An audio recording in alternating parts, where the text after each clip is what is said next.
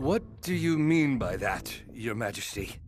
Well, just think. He readily agreed to maintain the road. Does that not strike you as odd? A bit. But to recoup their cost, they requested the right to charge a usage toll. And they even agreed to finance the road's construction. That right there. Think about it. That will garner them an enormous amount of wealth. Tell me, Errol, does looking at me tell you nothing? It does not. So, what am I missing here?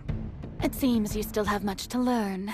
When long-lived races like ours make plans, long-term profits are always the primary factor to consider when making any deals. Yes, I know that. I considered it. But when you factor in the potential profits from the tolls that Tempest might earn, along with our own expenses for its construction, Thalion should undoubtedly come out ahead on this deal. Don't be naive.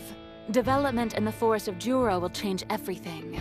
The reason no one has ever done it before is because there is nothing to be gained from it. But things have changed. The vast territory to the south of the forest falls under Demon Lord Malim's dominion. Backed by overwhelming military might, the region is sure to prosper. To the west lies the western provinces. In the north, the armed nation of Dwargon.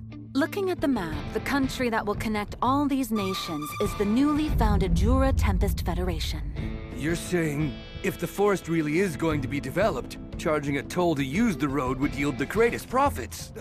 Normally, I'd consider the deal a success. But we're talking about a demon lord, and a powerful one at that. So, if we are to sign an agreement that yields benefits in perpetuity, we really ought to give it more thought. That's why you failed this time. You should have insisted on helping with the construction. If it was on record that we provided even some aid, it would have been easier to negotiate a portion of the road's toll. I made a huge mistake. I should have looked further ahead. Things will change. It's good that you realize the situation, but you mustn't be swayed by your preconceptions. Enough about that. You asked what my reply would be.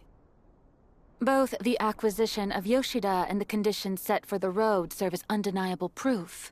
Demon Lord Rimuru is very familiar with human society. I no longer harbor any doubts he is in fact an otherworlder. And now that he's obtained the power to use his knowledge and experiences to the fullest, even without his title, Rimuru is a force to be reckoned with. The disciples of the hero Shizu Aizawa, Grandmaster Yuki Kagarazaka, and the saint Hinata Sakaguchi are known for their strength, but ultimately might not hold a candle to Demon Lord Rimuru. So, does that mean... Refusal is not an option for us.